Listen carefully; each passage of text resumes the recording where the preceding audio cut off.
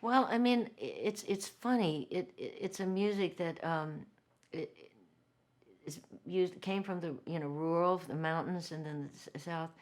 Um, Mainly came over obviously from Ireland, Scotland, and England, and because the mountains, people were kind of cut off, and so they had their own little stew pot, to create this music. And of course, really, it was Bill Monroe. I mean, there's no doubt about it that Bill Monroe invented it.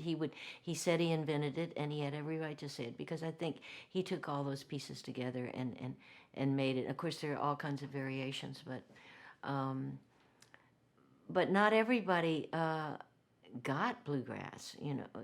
My brother was a huge bluegrass fan before I was. In fact, a country music fan before I was. I was into folk music, but bluegrass does bleed into folk.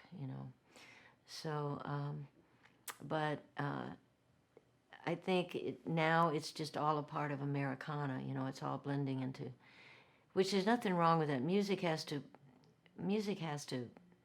Um, we have to constantly reinvent music through our own experiences, and so, but bluegrass in its purest form, it's more like the instruments find their way into other kinds of music rather than bluegrass actually morphing into something else. It's still a pretty pure musical form.